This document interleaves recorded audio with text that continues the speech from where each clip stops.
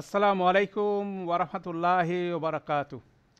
আলহামদুলিল্লাহি রব্বিল আলমিন ওয়াসসালাতু ওয়াসসালামু আলা আশরাফিল আম্বিয়া মুরসালিন নবিয়িনা মুহাম্মদ ওয়ালা আলিহি ওয়াসাবিহি আজমাইন। রব্বি ইশরাহ লি সাদরি ওয়া ইয়াসসির লি আমরি ওয়াহলুল উকদাতাম মিন লিসানি ইয়াফকাহু কাওলি। আলহামদুলিল্লাহ। তো আমরা ইনশাআল্লাহ আজকে থেকে সূরা ইউসুফের শেষ আয়াত 111 নম্বর আয়াত নিয়ে আলোচনা শুরু করব। তো একটা আয়াত কিন্তু এটাতে খুব বলতে পারেন যে খুব প্রোফাউন্ড উইজডম এটার মধ্যে আছে। আল্লাহ সুবহানাহু ওয়া তাআলা সূরা ইউসুফকে এই আয়াতের মাধ্যমে কনক্লুড করলেন। তো এখানে খুব মানে বলা যায় যে 6টা ফ্রেজ আছে, এখানে 6টা ফ্রেজ যেটা নিয়ে আমরা আলোচনা করব। হয়তোবা আমাদের 2টা থেকে 3টা সেশন লাগতে পারে, কিন্তু এটা খুবই গুরুত্বপূর্ণ বিষয়। তো এই ফ্রেজগুলোকে আমরা আয়াতটা একটু কুইকলি যদি রিভিউ করে এবং কুইক ট্রান্সলেশনটা যদি আমরা দেখি, তাহলে দেখা যাবে এটা এভাবে বর্ণিত হচ্ছে। আউযুবিল্লাহি মিনাশ শাইতানির রাজিম। লাকাদ কানা ফি কসাসিহিম ইবরাতুল লিউলিল আলবাব মা কানা হাদিসান ইফতারা ওয়ালাকিন তাসদীকাল্লাযী বাইনা ইয়াদাইহি ওয়া তাফসীলা কুল্লি শাইইন ওয়া হুদান ওয়া রাহমাতাল লিকাউমি ইউমিনুন। লাকাদ কানা সিম্পল ট্রান্সলেশন, অবশ্যই অবশ্যই অবশ্যই। এখানে 3 লেভেলের এখানে এমফেসিস আছে, মানে খুব জোরের সাথে আল্লাহ সুবহানাহু ওয়া তাআলা বলছেন কসাসিহিম, তাদের কাহিনীতে রয়েছে এব্রাতুন লি উলিল আলবাব, হৃদয়গ্রাহী শিক্ষণীয় বিষয় আছে। কাদের জন্য? যারা উলুল আলবাব। উলুল আলবাবকে আমরা ট্রান্সলেশন করব, যদিও এটাকে বলা হচ্ছে আপনার জ্ঞান বুদ্ধি সম্পন্ন, বোধ জ্ঞান বুদ্ধি সম্পর্ক, বিবেক জ্ঞান বুদ্ধি সম্পর্ক মানুষের জন্য। মা কানা হাদিসা ইফতারা, এই বর্ণনাটি কোনোভাবেই বানানো কোনো ঘটনা না।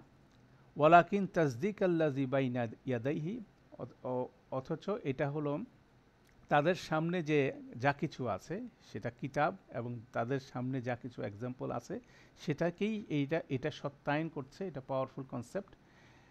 তারপর ছিল ওয়া তাফসিলা কুল্লি শাইইন, এবং প্রত্যেকটা বিষয়ের তাফসিল মানে স্পষ্টকরণ বা ব্যাখ্যা, এটা বিস্তারিত বিবরণ। ওয়া হুদা ওয়া রাহমাত, এটা হচ্ছে রহমা, এটা হচ্ছে একটা পথ নির্দেশ এবং রহমত। লিকাউমি ইউকমিনুন, যে কাউম ইমান আনতে চায় তাদের জন্য এটা প্রযোজ্য। অতএব খুব প্রোফাউন্ড একটা আয়াত দিয়ে আল্লাহ সুবহানাহু ওয়া তাআলা সূরা ইউসুফকে কনক্লুড করছেন।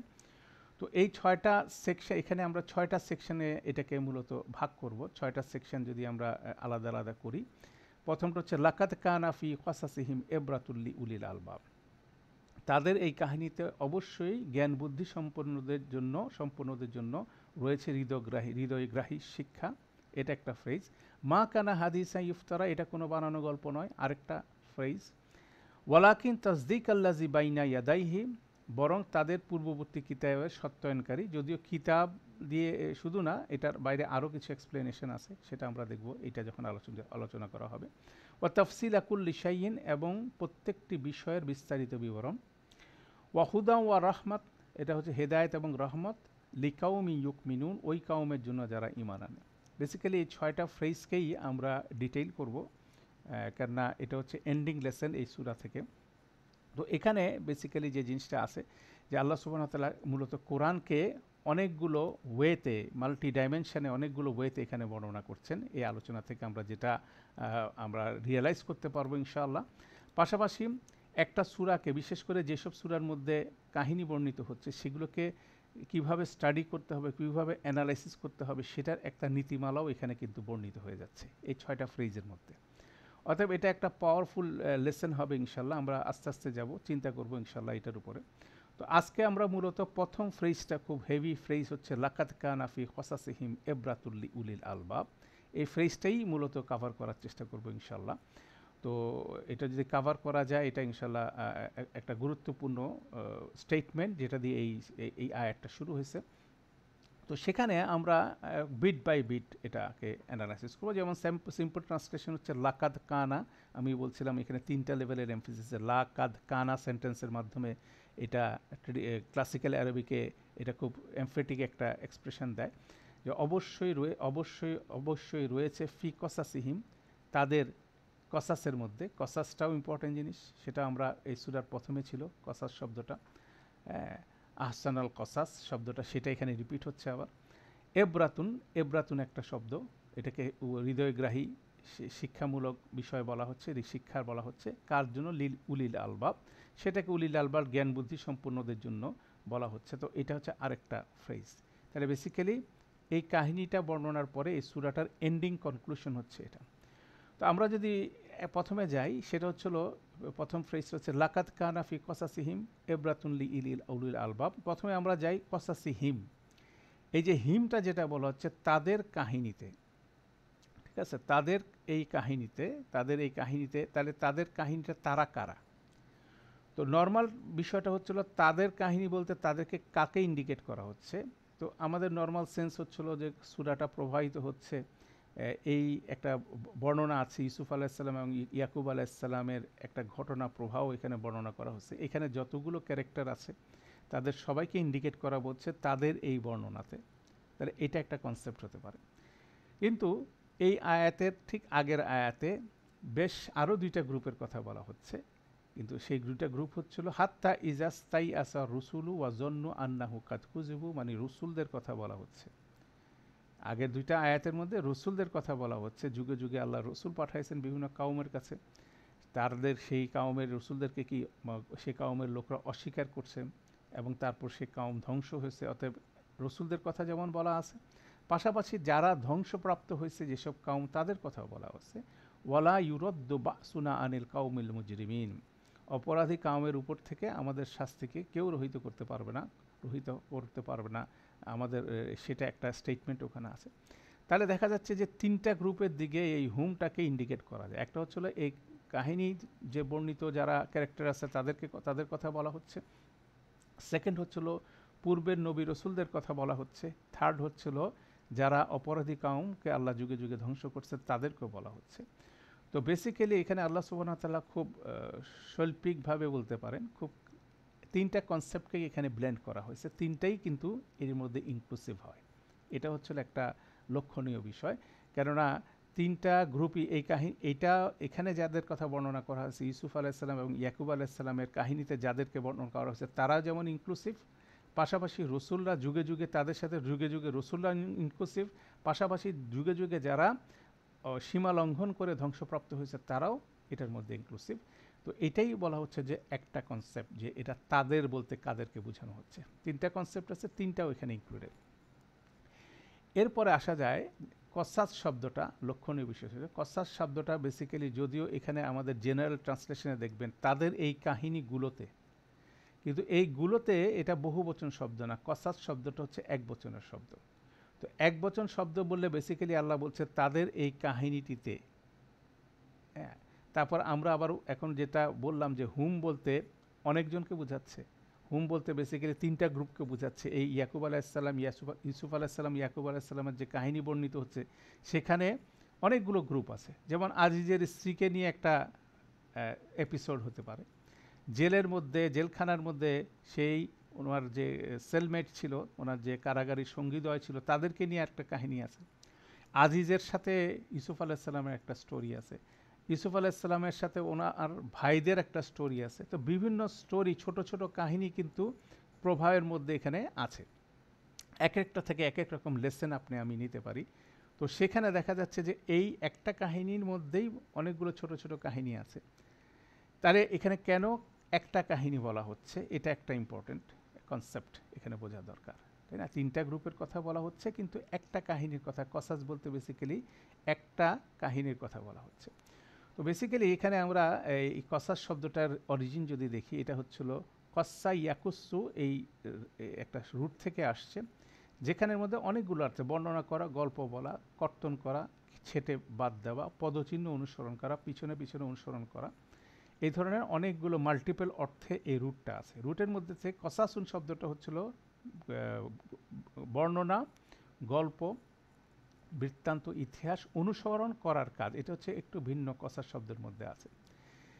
তারপরে এর বাইরে যে জিনিসটা আছে কিস্সা, যেটা বাংলা শব্দের মধ্যেও আমাদের চলে আসে কিস্সা।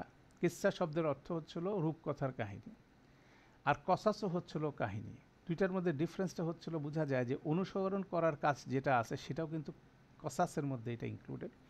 দ্যাট মিন্স এখানে যেটা বোঝা যায় যে কসাস বলতে যে বর্ণনার কথা বলা হচ্ছে, যে গল্পটাকে বলা হচ্ছে, সেখানে দেখা যাচ্ছে একটা ঘটনা আরেকটা ঘটনাকে অনুসরণ করতেছে, খুব লজিক্যালি একটা আরেকটার সাথে রিলেটেড হয়ে যাচ্ছে। তো এটা একটা মোডে বেসিক্যালি বর্ণিত হচ্ছে, যদিও এখানে অনেকগুলো স্টোরি আমরা দেখছি, ইউসুফ আলাইসাল্লাম ইয়াকুব আলাইসাল্লামের কাহিনীর মধ্যে অনেক ছোট ছোট স্টোরি আছে, কিন্তু একটা স্টোরি আরেকটা স্টোরির সাথে লিঙ্কড হয়ে একটা বড় স্টোরি যেমন তৈরি করতেছে, ঠিক একইভাবে বলা যায় যে কোরআন মজিদে আল্লাহ সুবহানাহু ওয়া তাআলা যতগুলো স্টোরি বর্ণনা করছেন, সেখানে বিভিন্ন নবী রাসূলদের বর্ণনা আছে, বিভিন্ন যারা মুজরিমুন, যারা হচ্ছিল অপরাধী সমাজ আছে, মুজরিমুন যারা আছে তাদের কথা বর্ণনা আছে। তো এদের সবগুলো বর্ণনা আল্লাহ সুবহানাহু ওয়া তাআলা যাই কিছু বর্ণনা করছেন, এইগুলো কিন্তু অ্যাজ এ হোল একটার সাথে একটাই লিঙ্কড। কনসেপ্ট হচ্ছিল একটার সাথে একটা লিঙ্কড অবস্থায় আছে, কেন তারা একটা কনসেপ্টের উপরে লিঙ্কেজটা আছে, এটা ইম্পর্টেন্ট জিনিস। কেন আমরা সূরা ইউসুফের বর্ণনার মধ্যে আমরা দেখছিলাম যে আল্লাহ সুবহানাহু ওয়া তাআলা সব কিছু বর্ণনা করেন নাই, কিছু কিছু বেশি করে বর্ণনা করছেন, কিছু কিছু অমিট করে গেছেন। কেন এই কাহিনীর একটা ফ্লো আছে, একটা ফ্লো এবং একটা প্রভাব আছে। সে প্রভাবের মধ্যে একটা সেন্টার পয়েন্ট আছে। সেন্টার পয়েন্টটা হচ্ছিল সেই কাহিনী যে মূলত আমরা যেটা আলোচনা করছি, সেটা হচ্ছে আল্লাহ সচেতনতার ব্যাপারটা, তাকওয়ার ব্যাপারটা, আল্লাহর ব্যাপারে অ্যাওয়ারনেসের ব্যাপারটা, সেটা ইউসুফ আলাইসাল্লাম এবং ইয়াকুব আলাইসাল্লাম কীভাবে ডেমনস্ট্রেট করছেন প্রতিটা স্টেপে, সেটাই বেসিক্যালি বর্ণিত হচ্ছে। তো এই একই কনসেপ্টটাই বেসিক্যালি প্রবাহিত হয়েছে কোরআন মজিদের বিভিন্ন বর্ণনাগুলো যখন দেওয়া হচ্ছে, সেখান থেকে হাইলাইটেড পোর্শন কিন্তু এটা। তো এইটাই বেসিক্যালি মুফাসসিরদের আলোচনা থেকে বোঝা যায় যে কেন এখানে একটা বর্ণনার কথা বলা হচ্ছে, কসাস এক বচনের শব্দটা ব্যবহার হচ্ছে। That means it is a single narration. যতগুলো ন্যারেশন আপনার বিভিন্ন কোরআন মজিদে বর্ণিত হচ্ছে, সেটা বেসিক্যালি একটা বিশাল কাহিনীর অংশ। কাহিনীটা হচ্ছিল, সবগুলো কাহিনীর সেন্টার পয়েন্ট হচ্ছিল আল্লাহ সম্পর্কে যথাযথ বর্ণনা। কেননা এখানে যত কিছুই বর্ণনা হচ্ছে, যেমন ধরেন আল্লাহ সম্পর্কে বর্ণনা আছে, বিচারের দিন সম্পর্কে বর্ণনা আছে, জান্নাতের কথা বলা আছে, জাহান্নামের কথা বলা আছে, মানে বিশ্বাসের প্রতিটা এলিমেন্ট আদম আলাইসাল্লাম থেকে শুরু করে রাসূল সাল্লাল্লাহু আলাইহি সাল্লাম পর্যন্ত সব জায়গায় একই বিষয় ছিল। ভিন্ন কোনো বিচারের দিনের কথা কোনো নবী রাসূল বলে না, একই বিচারের দিনের কথা বলছে, এক আল্লাহর কথা বলা হয়েছে, এক জান্নাতের কথা বলা হয়েছে, একই জাহান্নামের কথা বলা হয়েছে। বিশ্বাসের বিষয়গুলো যেমন ইউনিক, নৈতিকতার বিষয়গুলো ইউনিক, দুইটা এলিমেন্টস, এই জিনিসটা কন্টিনিউয়াসলি ইউনিক। এবং এগুলোর সবগুলোর মধ্যে হচ্ছিল কুল হুয়াল্লাহু আহাদ আল্লাহুস সামাদ লাম ইয়ালিদ ওয়ালাম ইউলাদ ওয়ালাম ইয়াকুল্লাহু কুফুয়ান আহাদ, আল্লাহর ইউনিকনেসের বিষয়টা এবং আল্লাহর সাথে মানুষের যে সম্পর্কটা, সেটাকেই বেসিক্যালি রোল আউট করা হয়েছে সবগুলো জায়গায়। তো এটাই বেসিক্যালি ওয়ান স্টোরি, বেসিক্যালি একই কনসেপ্ট বিভিন্নভাবে আসছে।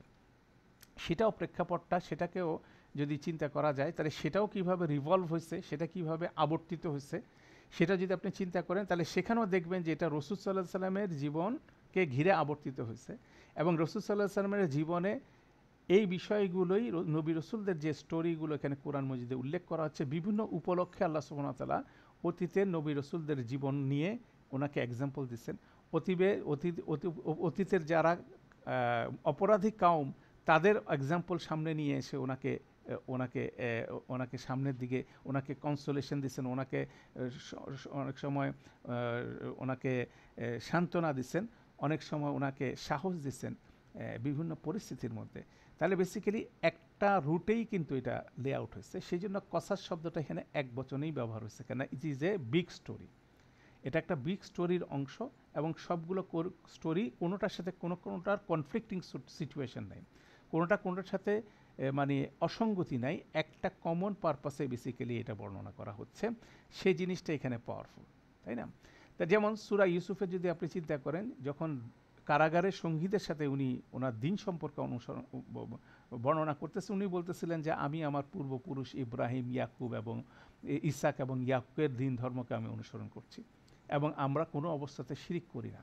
মূল কনসেপ্টটা হচ্ছিল ওই জায়গায়।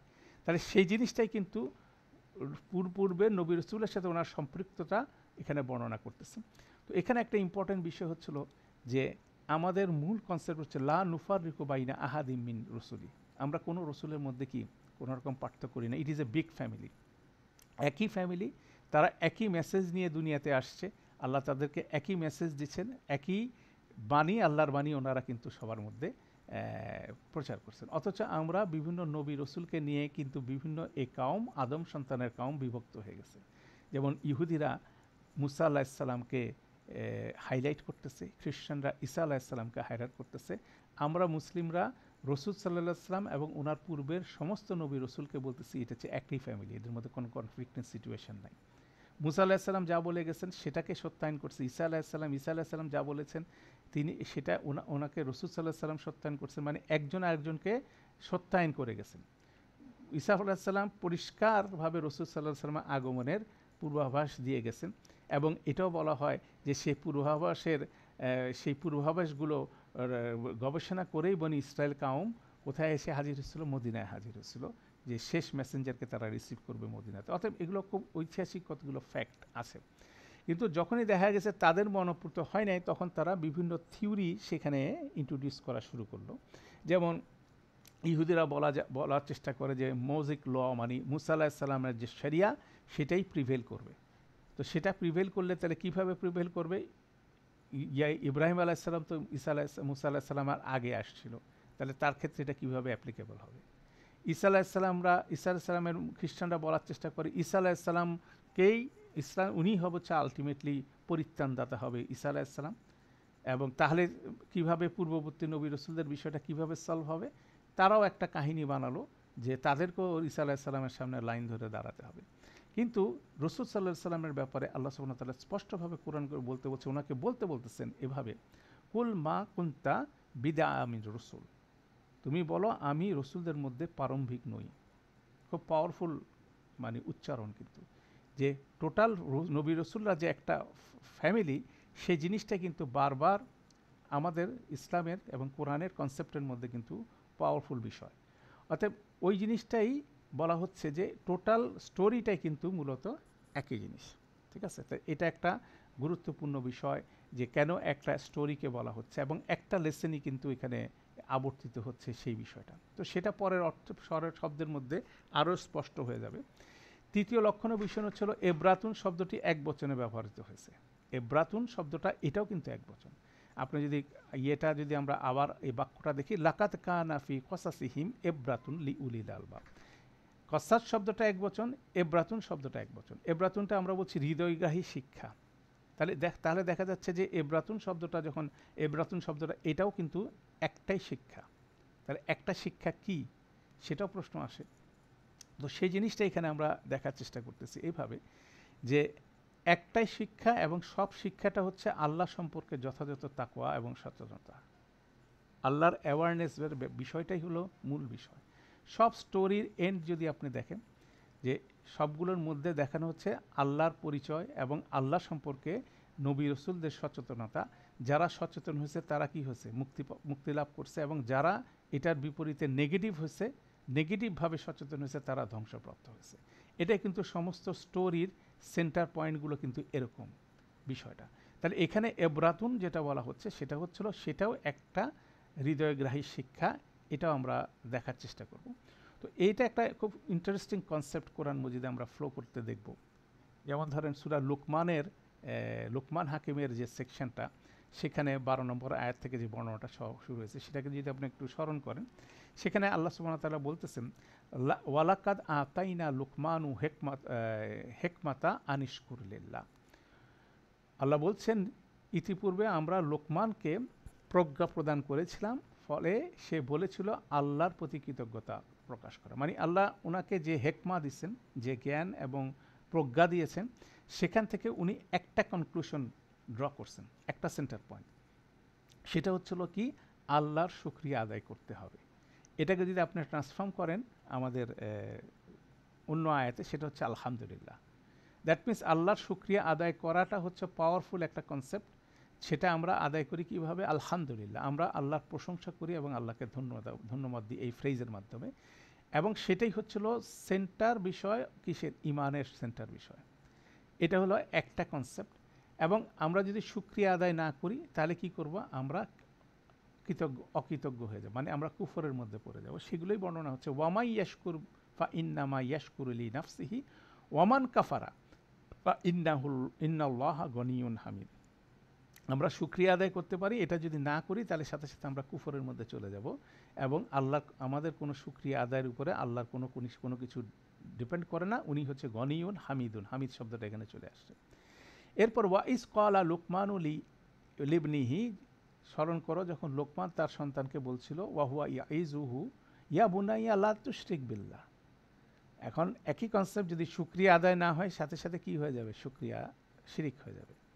তো এই দুইটা পয়েন্ট থেকে, এই বর্ণনার থেকে ইন্না শিরকা লা যুলমুন আযীম, এই দুইটা আয়াতের বর্ণনাটা ফুল ওনার উইজডমের কনসেপ্টটাকে একটা জায়গায় নিয়ে আসা হয়েছে, যে দুনিয়াতে যত সব কল্যাণের কথা যদি চিন্তা করা হয়, সবগুলো কল্যাণ এবং ভালোর যদি কোনো বীজ খোঁজা হয়, সে বীজটা হচ্ছিল কি ঈমান, এবং ঈমানের সবচেয়ে গুরুত্বপূর্ণ পয়েন্ট হচ্ছিল আল্লাহর শুকরিয়া আদায় করা।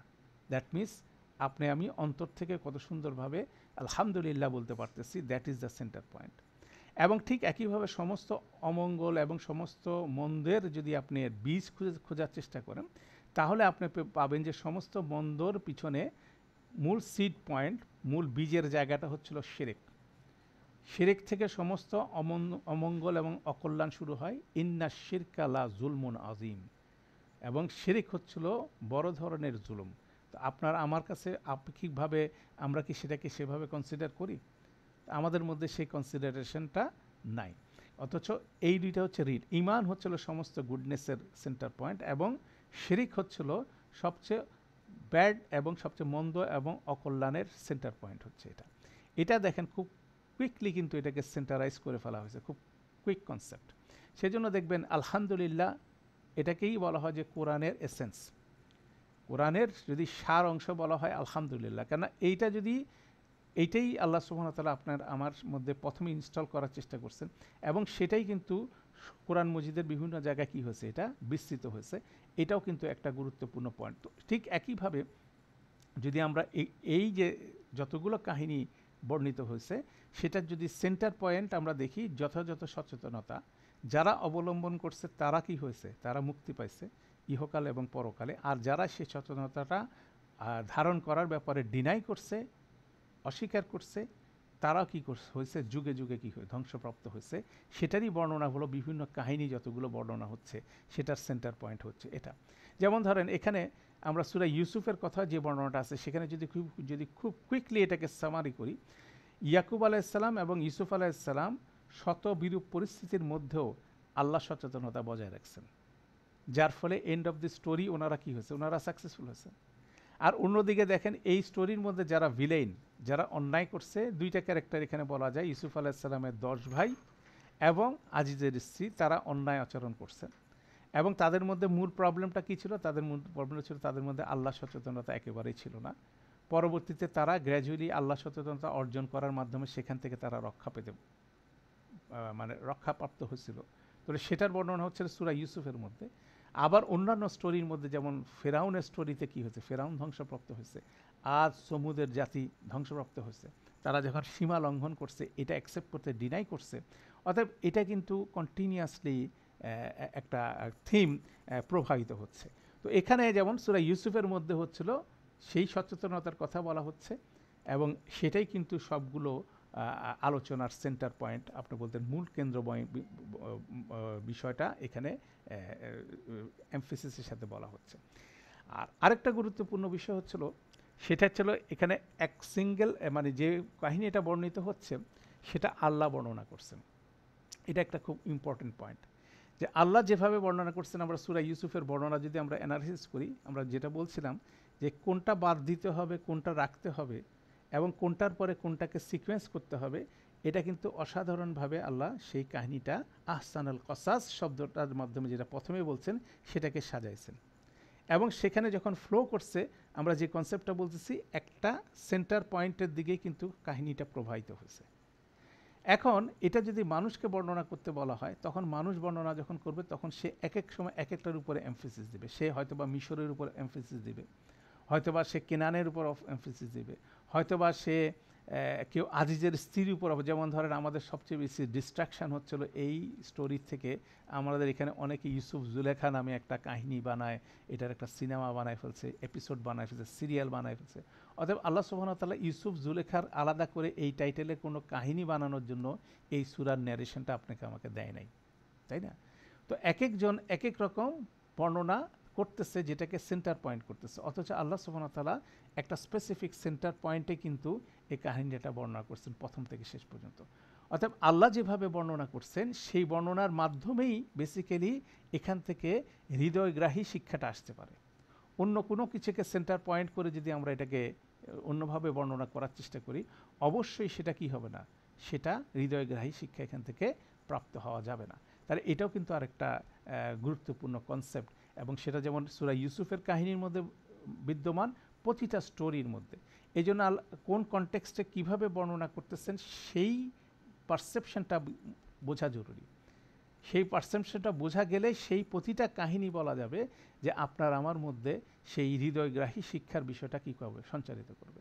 এটা একটা গুরুত্বপূর্ণ বিষয়।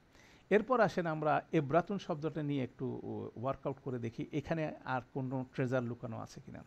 তো এইটার রুটটা যদি আমরা দেখি গ্রামাটিক্যালি, যেমন ধরেন আবারা ইয়াবুরু, এটা হলো এটা রুট লেটার, সেটার অর্থ হচ্ছে পার হওয়া, পাড়ি দেওয়া, সুস্পষ্টভাবে বর্ণনা করা, অতিক্রম করে যাওয়া, স্বপ্নের তাৎপর্য ব্যাখ্যা করা, তাদবির করা।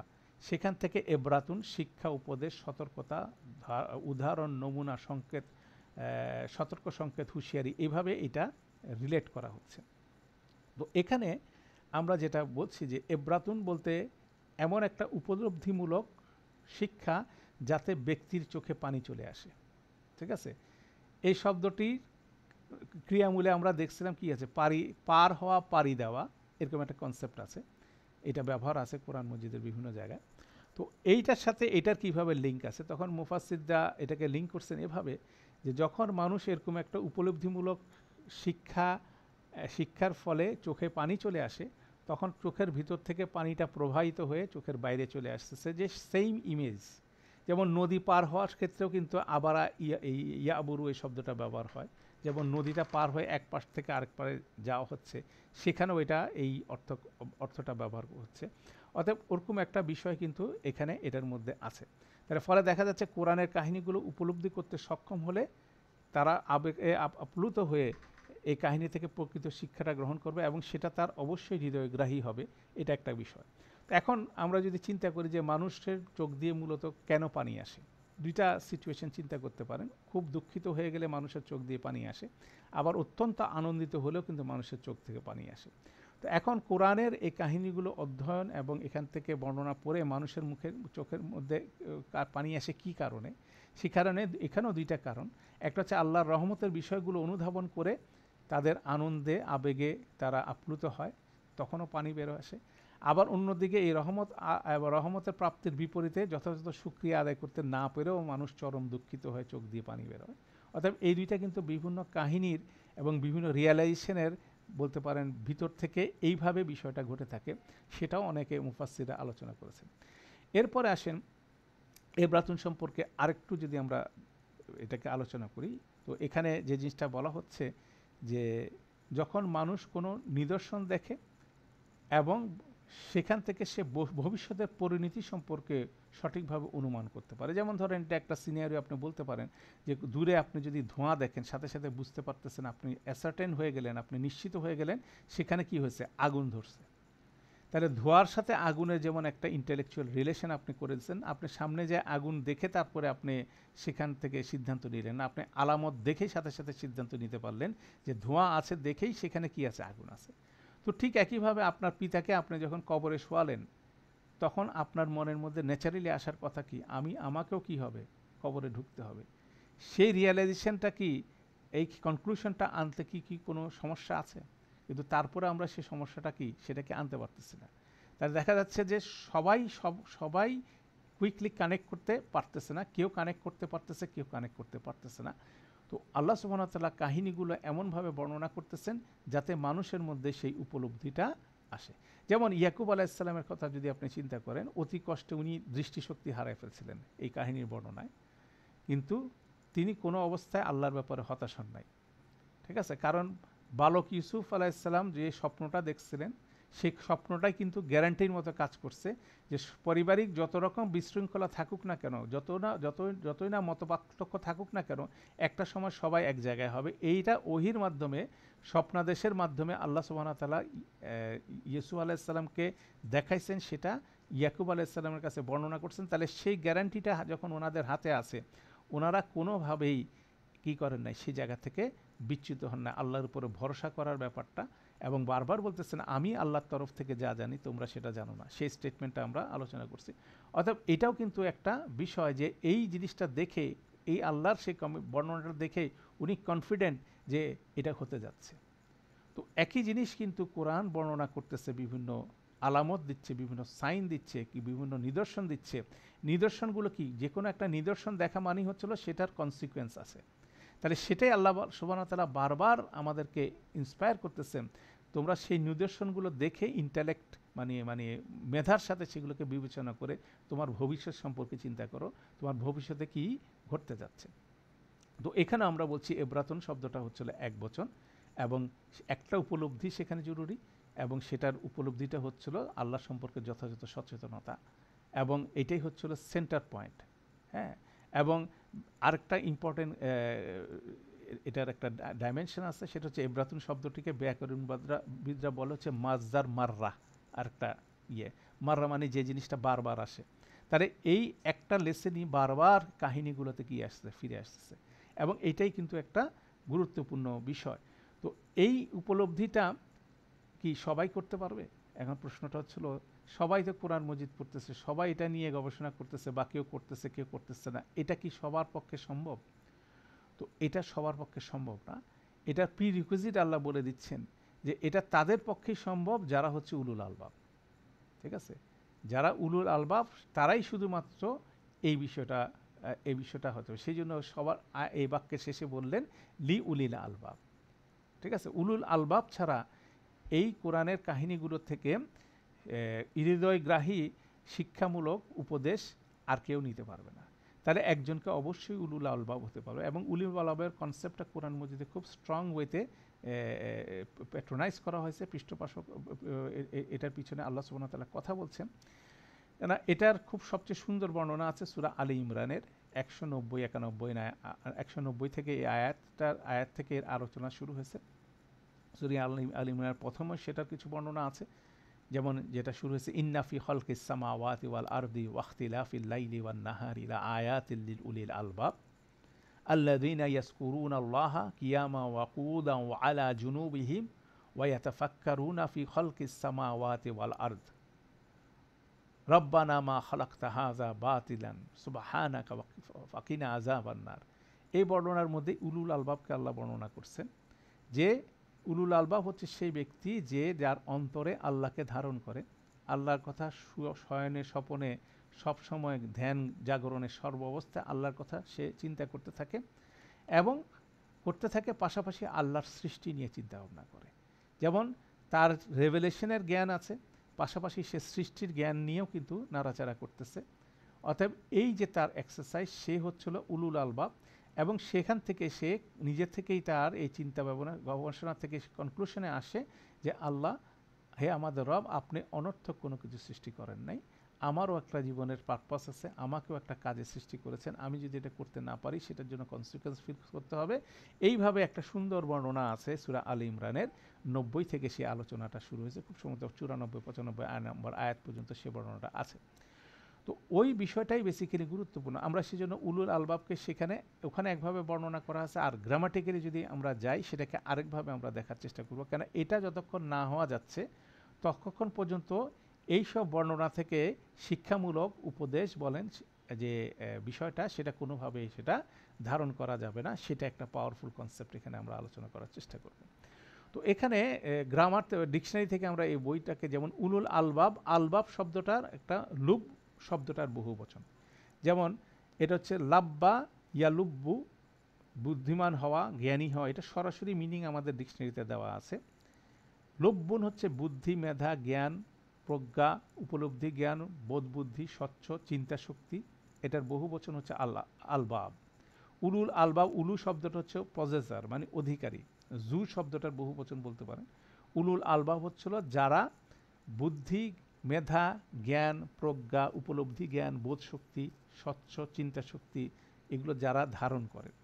তো এগুলো একটা আপনার বলতে পারেন একটা কথা, যে কথাগুলো আসলে ইন্ট্রানজিটিভ কথা, যেমন বুদ্ধি কী জিনিস, মেধা কী জিনিস, জ্ঞান কী জিনিস, প্রজ্ঞা কী জিনিস, উপলব্ধি জ্ঞান কী জিনিস, বোধ শক্তি কী জিনিস, স্বচ্ছ চিন্তা শক্তি কী জিনিস, প্রতিটা বিষয় কিন্তু ফার্দার রিয়েল রেফারেন্সে এক্সপ্লেন করার দরকার আছে। ঠিক আছে? তো এটা আমরা একটা, এটা একটা থিওরিটিক্যাল ডেফিনেশন, সেটাকে আমরা বোঝার চেষ্টা করব আসলে এগুলো বিষয়টা কি। এর বাইরে আমরা এই মেধা সংক্রান্ত, বোধ বুদ্ধি সংক্রান্ত আরও দুইটা ফ্রেজ কোরআন মজিদে ব্যবহার হয়।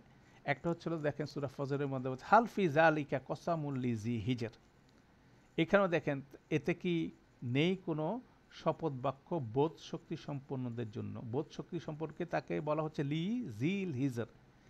জু জু হিজাল বেসিক্যালি শব্দটা, জু মানে অধিকারী, হিজর হিজর শব্দটার আক্ষরিক অর্থ হচ্ছিল, দেখা যায় সেটা হচ্ছিল বাধা দেওয়া, প্রবেশ অগ্রাহ্য করা, ঠিক আছে, নিষেধাজ্ঞা আরোপ করা, ঠেকিয়ে রাখা, গতিরোধ করা, হ্যাঁ। এবং হিজার হচ্ছে নিষিদ্ধ, নিষিদ্ধকরণ, নিবারণ, দেওয়াল বা বাঁধ, হ্যাঁ, সেখান থেকে বোধশক্তি বিষয়টা আসতেছে, হ্যাঁ। সেভাবে জি হিজের শব্দটা তাহলে মানে রেস্ট্রেইনের মধ্যে নিজেকে কোনো কিছু থেকে বিরত রাখার মধ্যে দিয়ে কিন্তু একটা বুদ্ধি বিবেচনার সাথে একটা সম্পর্ক আছে, সেটা একটা এখানে কনসেপ্ট আছে জিল হিজর। পাশাপাশি এখানে আরেকটা আসে ইন্নাফি যালিকা লা আয়াতিল লি উলিল নুহা। উলিল নুহা আরেকটা ফ্রেজ আছে, এখানে বলছে এতে তো নিদর্শন রয়েছে বিবেক বুদ্ধি সম্পন্নদের জন্য। তাহলে তিনটা ফ্রেজ এখানে দেখলাম, উলুল আলবাব, জিল হিজর, আর হচ্ছে উলিল নুহা, তিনটা। তো নুহা শব্দটা, নাহা শব্দটা নুন হা থেকে ইয়া ওয়া দুইটা রুটি আছে, নিষেধ করা, বারণ করা, বাধা দেওয়া, এইসব বিষয়ে বিরত থাকা।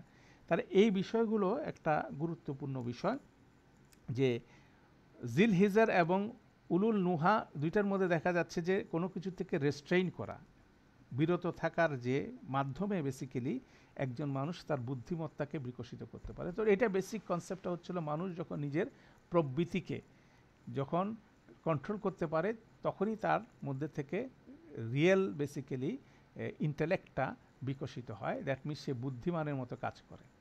সে আবেগের বশবর্তী হয়ে সে যখন আবেগকে যখন সে কন্ট্রোল করতে পারে, যেমন তার ক্রোধ, তার যে মানে বিভিন্ন রকম তার অন্ধ ভালোবাসা, এই বিষয়গুলোকে যখন সে কী করতে পারে, সে যখন কন্ট্রোল করতে পারে, তখন তার মধ্যে একটা সেন্স অফ প্রপোর্শন তৈরি হয় এবং সে রাইট বুদ্ধিমানের মতো কাজ করতে পারে। সেটা একটা কনসেপ্ট এখানে এই দুইটার মধ্যে আছে। যেমন আকাল, আকল শব্দটা আমরা ইউজ করি আরবি থেকে, একাল শব্দ থেকে, সেখানেও কিন্তু একই কনসেপ্ট, রেস্ট্রেইনের ব্যাপারটা আছে, নিজেকে বিরত রাখার ব্যাপারটা। বিরত রাখা মূলত প্রবৃত্তি থেকে বিরত রেখে মানুষ কী করতে পারে, তার মেধাকে সঠিকভাবে কাজে লাগাতে পারে বা সেখান থেকে সে মেধাবী হয়ে ওঠে, সেই জিনিসটা হচ্ছিল একটা গুরুত্বপূর্ণ বিষয়।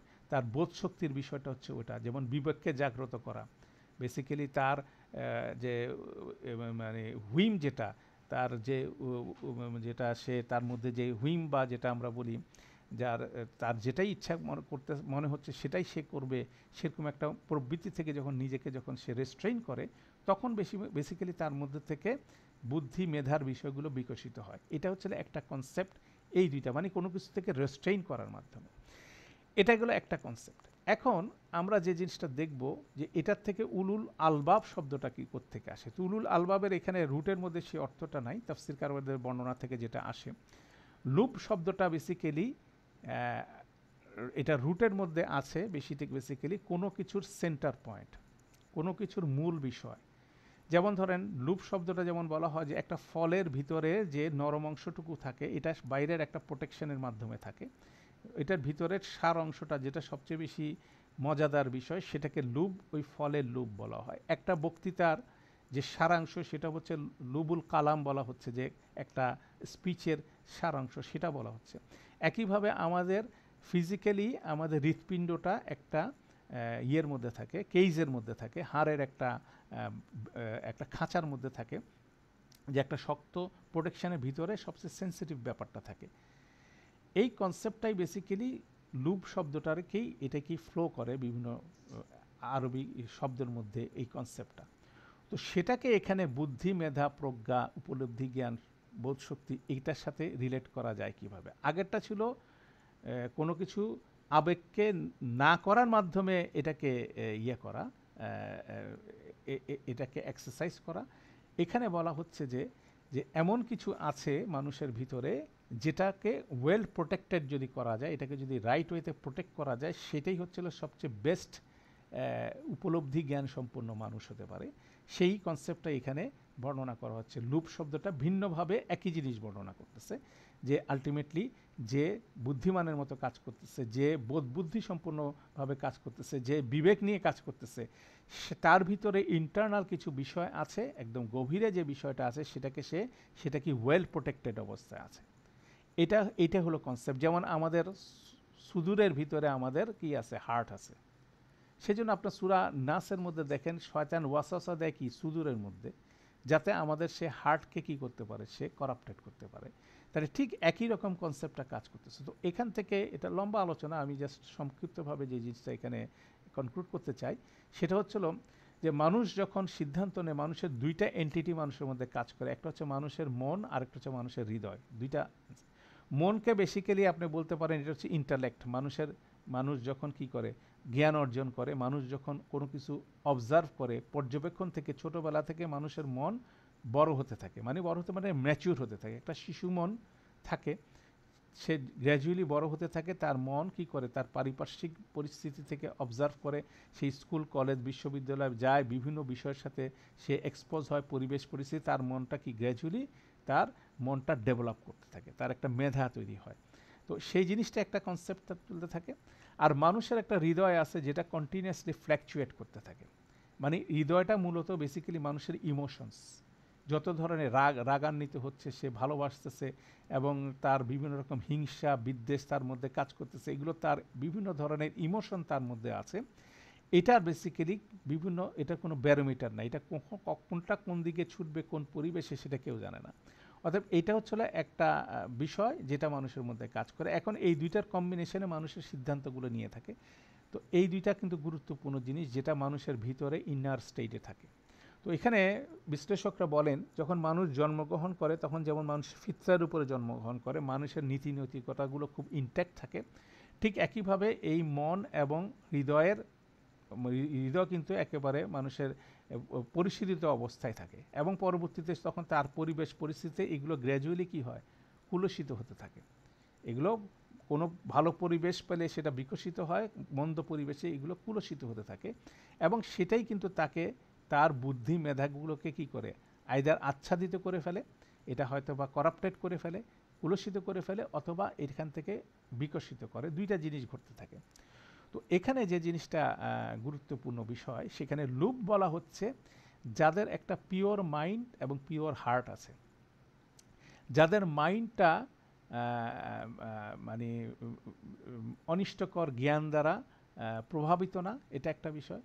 যাদের মেধাটা, যাদের জ্ঞান বুদ্ধিটা, যাদের জ্ঞান অর্জনটা মধ্যে যদি মন্দ জিনিস ঢুকে, যেমন তার জ্ঞানটা মনটা তার করাপ্টেড হচ্ছে, ঠিক একইভাবে মন্দ পরিবেশে থাকতে থাকতে মন্দ এক্সারসাইজের করার মাধ্যমে তার মনের মধ্যে যদি হিংসা বিদ্বেষ রাগ এগুলোকে যদি সে পৃষ্ঠপোষকতা করে বিভিন্ন পরিবেশ, তাহলে তার মধ্যে তার হার্টটা করাপ্টেড হয়ে যাচ্ছে।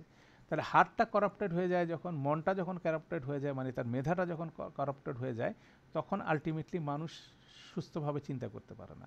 আর যারা এটার করাপশন থেকে নিজেকে রক্ষা করতে পারে, যারা করাপ্ট পজিশন থেকে রক্ষা করতে পারে, তারা সুস্থভাবে চিন্তা করতে পারে, তারাই উলুল আলবাব হতে পারে। তো এখন এটা আমরা টেকনিক্যালি বললাম, থিওরিটিক্যালি বললাম, এখন প্র্যাকটিক্যালি হয় কিভাবে। যেমন দেখতে পারেন যে একজন মানুষ যার হৃদয় খুব গুড পজিশনে আছে, সে আরেকজনের প্রতি সহানুভূতিশীল, ঠিক আছে, আরেকজনকে সাহায্য সহযোগিতা করার ব্যাপারে সে খুব অগ্রগামী, সে সুন্দর ব্যবহার করতেছে এবং সে আরেকজনের বিষয়ে খুব সহমর্মী, এরকম তার একটা হার্টের পজিশন। এটা হচ্ছে হার্টের একটা গুড পজিশন যদি আপনি বলেন, গুড থিঙ্কিং করে মানুষের জন্য, আরেকজনের নিজের বাইরে এসে আরেকজনের জন্য সে কিছু না কিছু করার চেষ্টা করে, সে শুকরিয়া আদায় করে, হ্যাঁ, সে নিজের রাগকে কন্ট্রোল করে, হ্যাঁ, তার ইমোশনকে সে কন্ট্রোল করে, সে মানুষের সাথে সহানুভূতিশীল হয়। এটা হচ্ছে গুড হার্টেড মানুষের একটা পরিচয়। এটা হচ্ছে একটা জিনিস আমরা দেখি। আমরা বিভিন্ন জায়গায় এই ধরনের মানুষও দেখি, তাহলে তার একটা সুন্দর হার্ট আছে, সে তার হার্টটা ওভাবে লালিত হয়েছে।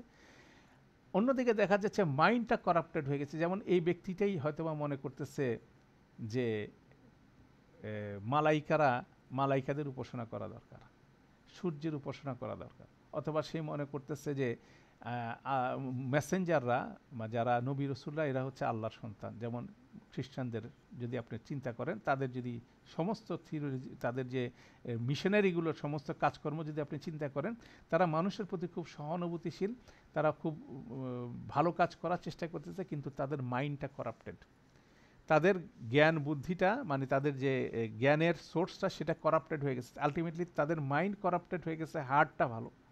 আবার অনেকের দেখা যাবে থিওরিটিক্যালি খুব ভালো জ্ঞান বুদ্ধি আছে, যেটা বনি ইসরায়েলদের আলেমদের ছিল, আমাদের এখানেও আলেমদের মধ্যেও সেই প্রভাবটা আছে।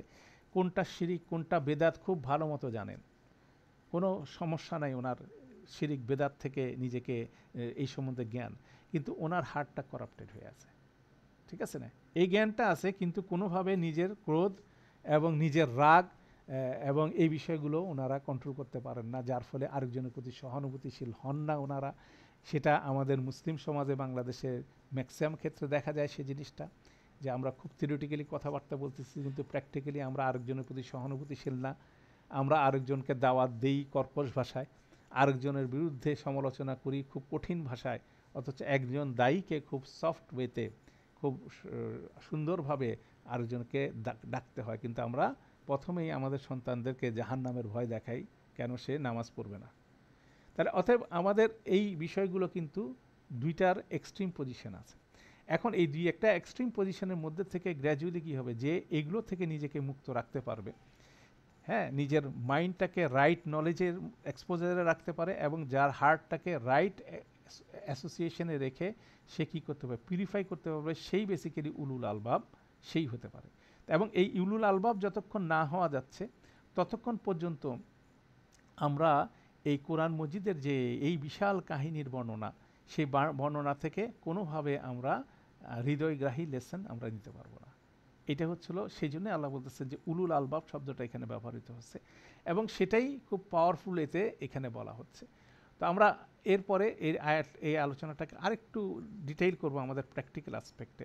তার আগে আমরা আরেকটা সুন্দর রিফ্লেকশন দেখি, সেটা হচ্ছিল সূরা ইউসুফের 7 নম্বর আয়াত এবং এই শেষ আয়াতের মধ্যে একটা সুন্দর মানে রিফ্লেকশন আছে। রিফ্লেকশনটা আপনি দেখেন 7 নম্বর আয়াতটা দেখেন, লাকাদ কানা ফি ইউসুফা ওয়া ইখওয়াতিহি আয়াতুল লিসাইলিন, এটা হচ্ছে 7 নম্বর আয়াত।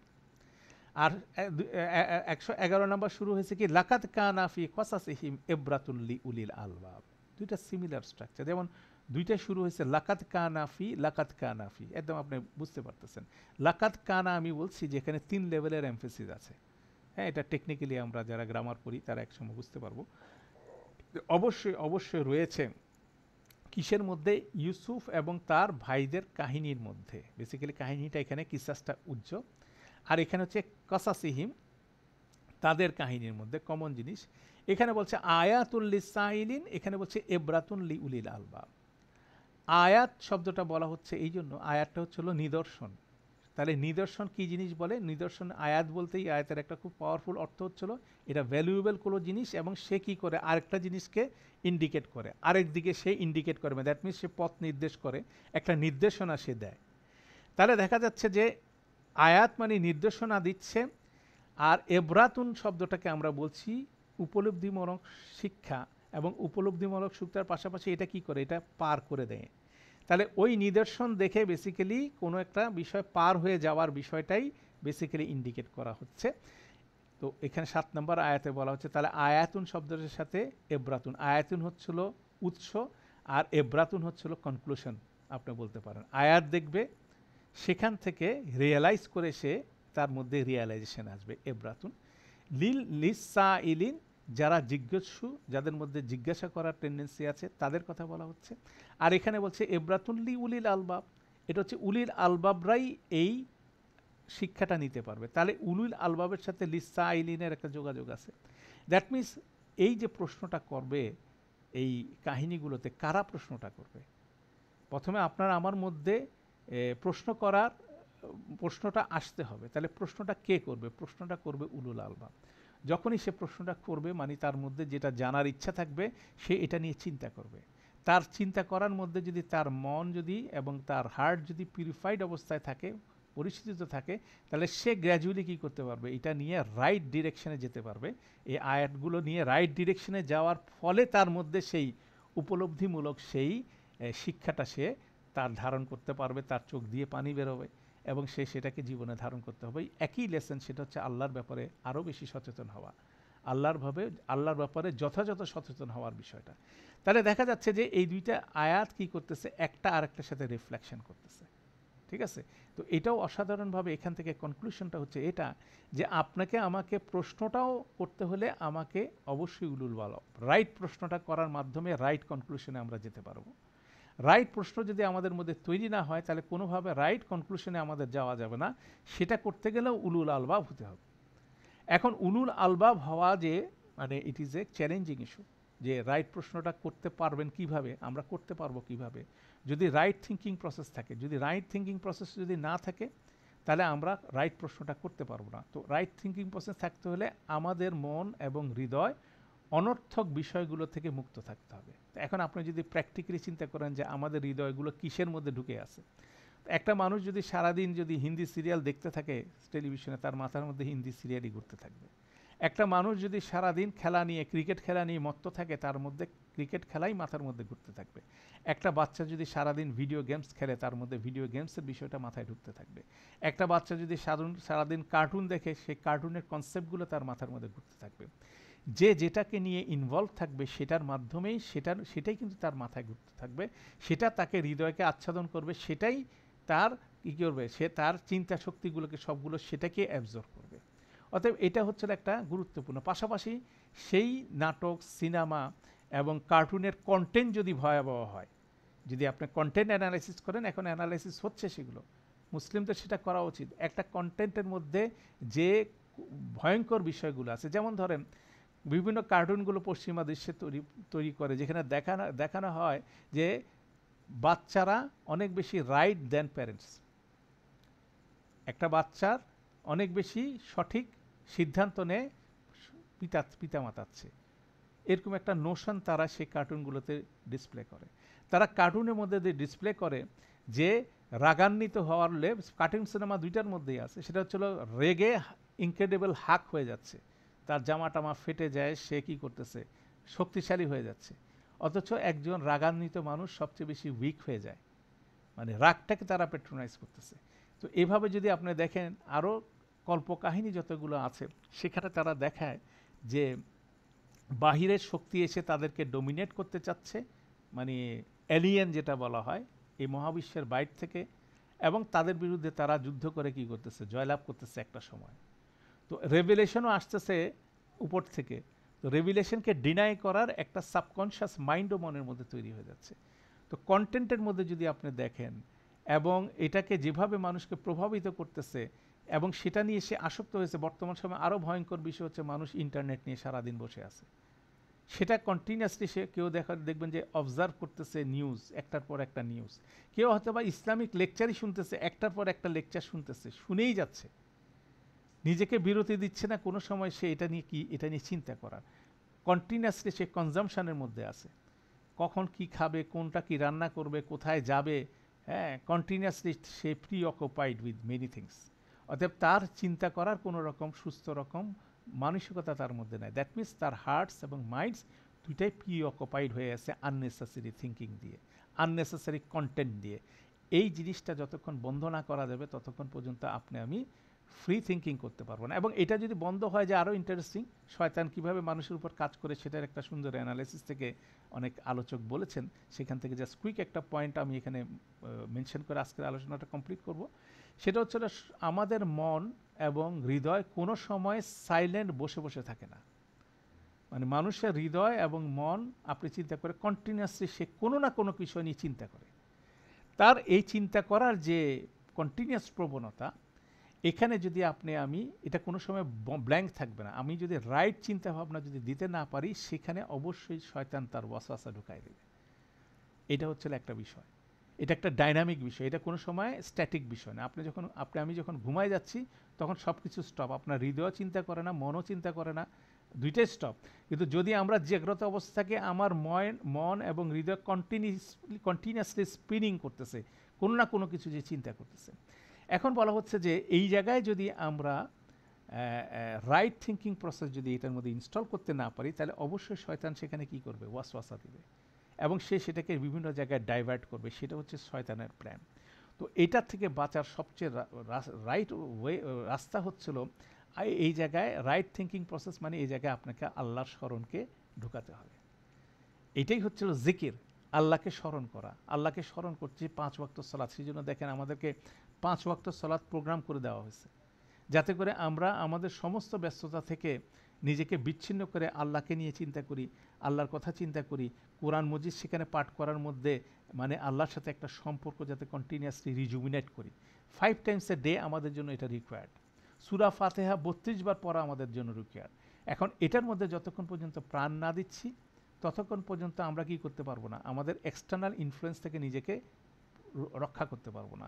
আমি যদি এক্সপোজড হই বিভিন্ন নিউজ মিডিয়ার সাথে আননেসেসারি, আমি যদি এক্সপোজ হই ইন্টারনেটের সাথে, আমি যদি এক্সপোজ হই অন্য ধরনের আসক্তির মধ্যে, অবশ্যই আমাকে সেগুলো কী করে আল্লাহর স্মরণ থেকে ছড়ায় নিয়ে যায়। অতএব এটা কিন্তু একটা স্ট্যান্ডার্ড আমাদের প্র্যাকটিস, সেটাকে কিন্তু নিজেদের মধ্যে ধারণ করতে হবে, পরবর্তী জেনারেশনের মধ্যে ধারণ করতে হবে। কেন এটা হচ্ছে এখনকার জীবনের সবচেয়ে চ্যালেঞ্জিং বিষয়।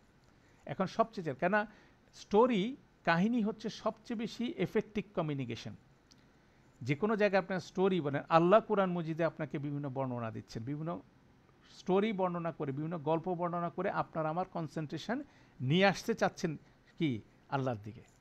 আর অন্যদিকে বিভিন্ন নাটক, সিনেমা, উপন্যাসে যেসব স্টোরি বর্ণনা করতেছে মানুষ, সেটা কিন্তু একটা কি করতেছে, আপনাকে আমাকে অন্য জায়গায় নিয়ে যাচ্ছে। এটা বোঝা খুব জরুরি। কেন কমিউনিকেশনের ক্ষেত্রে, আমরা এফেক্টিভ কমিউনিকেশনের ক্ষেত্রে, যোগাযোগের ক্ষেত্রে একটা গল্প সবচেয়ে পাওয়ারফুল ওয়েতে কাজ করে। যেমন ধরেন এখনকার নিউজ মিডিয়াগুলো কি করে, কাভার স্টোরি, তারাও একটা নিউজকে স্টোরির মতো করে উপস্থাপন করে। অতএব এটা কিন্তু একটা খুব পাওয়ারফুল কনসেপ্ট। অতএব আমি যদি এই আল্লাহর স্টোরির মধ্যে যদি নিজেকে মনোনিবেশ না করি, তাহলে আমাকে অন্য না কোনো স্টোরি আমার মনের মধ্যে ঢুকাই দেবে, এবং যখনই এইসব ঢুকাই দিবে তখন আমি অন্যদিকে চলে যাব আমার সাবকনশাস মাইন্ডে। অতএব আমাদেরকে অবশ্যই আমাদের চিন্তা ভাবনাগুলো কী করতে হবে, আননেসেসারি থিঙ্কিং প্রসেস থেকে নিজেকে বের করে নিয়ে আসতে হবে, রাইট অ্যাসোসিয়েশনে থাকতে হবে, এবং আমাদের মন কোনো সময় কী হবে না, বন্ধ হবে না। অতএব আমাকে কোরআনের সাথে একটা গভীর সম্পর্ক তৈরি করলে, 5 ওয়াক্ত সালাতে যদি আমি রাইট ওয়েতে এটার কন্টেন্ট বুঝি, কোরআন মজিদকে যদি রাইট ওয়েতে আমরা বুঝতে থাকি, তাহলে দেখা যাবে যে আমার মন যদি আল্লাহর স্মরণে ফিল আপ থাকে, সেক্ষেত্রে কোনো অবস্থাতে শয়তানের ওয়াসওয়াসা সেখানে প্রবেশ করতে পারবে না। এটাই হচ্ছে পাওয়ারফুল কনসেপ্ট। সেজন্য আমাদের এবাদতের সমস্ত ইনফ্রাস্ট্রাকচার কিন্তু ওভাবে ডিজাইন করা। যেমন আজকে জুমার দিন আমি জুমার সালাতে যাব, মূল কন্টেন্ট হচ্ছিল সেখানে সুন্দর করে খুতবা শুনতে হবে, তাই না? আবার আল্লাহর স্মরণকে রিজুভিনেট করা। সাপ্তাহিক একটা মিটিং হবে, সেখানে সবাই কালেকটিভ ওয়েতে বসে একটা জায়গায় 1 ঘন্টা 1.5 ঘন্টা বসে আমরা আল্লাহর কথা শুনবো, আল্লাহকে স্মরণ করব, তাই না? কন্টিনিউয়াসলি রিফ্রেশমেন্ট হচ্ছে আমাদের এই রিমেম্বারেন্সগুলো। অতএব এখানে অবশ্যই মূল কন্টেন্ট হচ্ছিল কোরআন মজিদ। তো কোরআন মজিদের সাথে যতক্ষণ পর্যন্ত শক্তিশালী সম্পর্ক তৈরি করা না যাচ্ছে, আল্লাহর স্মরণকে ধারণ করা কোনোভাবে সম্ভব না। এটার মাধ্যমে আমাদেরকে আল্লাহর স্মরণকে ধারণ করতে হবে। আল্লাহ আমাদের সবাইকে সে তৌফিক দান করুন, যাতে করে আমরা কোরআনকে ধারণ করতে পারি। এবং এইটাই খুব সুন্দরভাবে সূরা ইউসুফের শেষের আয়াতেই আল্লাহ প্রথম স্টেটমেন্ট হচ্ছিল এটা, যে আমাদের এই বর্ণনাগুলো থেকে উলুল আলবাব হয়ে আমাদেরকে হৃদয়গ্রাহী কি নিতে হবে, লেসন নিতে হবে। এর মাধ্যমে আমরা বেসিক্যালি এই স্মরণটাকে নিজের মধ্যে আত্মস্থ করতে পারবো এবং ধারণ করতে পারবো। আল্লাহ আমাদেরকে সবাইকে উলুল আলবাব হিসাবে কবুল করুন, যাতে করে আমরা ওনার এই কোরআন মজিদকে আমরা সঠিকভাবে ধারণ করে ওনার সচেতনতারা সবসময় জাগ্রত রাখতে পারি। সুবহানাকাল্লাহুম্মা বিহামদিকা আশহাদু আল্লা ইলাহা ইল্লা আনতা আস্তাগফিরুকা ওয়া আতুবু ইলাইক। আসসালামু আলাইকুম ওয়া রাহমাতুল্লাহি ওয়া বারাকাতুহু।